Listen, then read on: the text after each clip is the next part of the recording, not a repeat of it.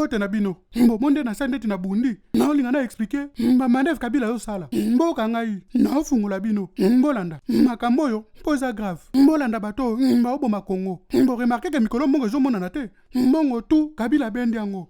Ba Congolais ba otuna mbongo ke wapi. Mbongo eza soute na banque centrale. Ba bombe so na Tanzanie. Ba obanga. Mba musoli mondeni. Mba o corrompre ba député. Kabila opesa ba mbongo. $50,000 par député. Sikoyo. Tuna nga po anini. Mba signer pétition. Mpo ba obligé cour constitutionnelle pour interpréter l'alinéa de l'article 70. Le président de la République reste en fonction jusqu'à l'installation du nouveau président. Et là, on n'a pas comprendre. Mozo n'a pas compliqué ba tout po anini. Makamba lobi kuna ata mona deuxième primaire à comprendre ngo. Mais non. Mais bino ba député, il faut cour constitutionnelle nous interpréter bino ba tata mo bimbaboy. Moni le kuta mende. Le président de la République reste en place jusqu'à l'installation du nouveau président Ngoloba. Que le nouveau président Toyebiye, que la président du Sénat. Kabila m'a exercé sa soute, pour mandat ne vide. Kabila, oyebela mande sili, et l'okoni nango sila kate danse ya Marie, ya Marie, ya danse ya Marie. Il fallait te expliquer ma Congolais makambo article 70, yo bandi no koyemba mukeba. Vie, tu nanga nini? Na oyemba nanko, tu nanga po ni no yemba nanko. Bazulu ba mama lukute, loko itikela Kabila yebela. O soli, mukebolo bamba solo. Mais vie songa Kabila, mina tiki nanga, ya solo. Tu nanga nini? Ba créer ba commissaire spéciaux toujours sanga $2 millions. Cour constitutionnelle pesi bango $2 millions pour passer la élection. Oh, bango bien. Ba aussi na siko cour constitutionnelle interpréter bango makambo. Non ko set. Cour constitutionnelle wana za bango ba ko interpréter makambo en faveur na bango. Vie. Cour constitutionnelle wana za corrompu bali mbongo. Na bato bazolinga bakende dialogue bazo mona teke Kabila zo tourner bango mboreke. Obanda ko yema ndenge nini?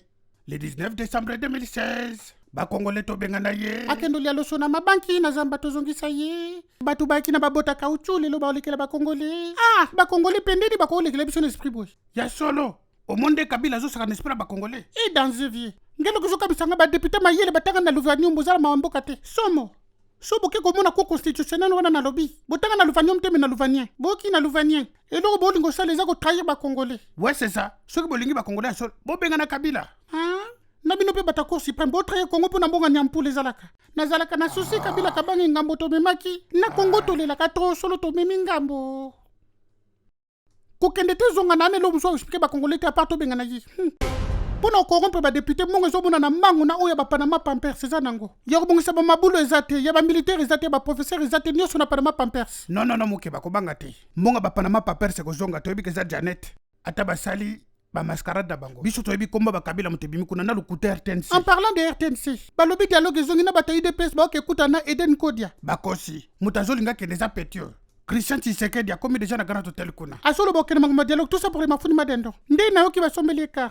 Ah Congolais. Et puis na ba député. Bozolanda Kabila bobi rusani na après. Ako dissoudre l'assemblée pas bino tout ça. Asala nango. Sora linga dissoudre ne bango abeta bango bigogo. Aye ba ke le 19 décembre biso beto dissoudre yi.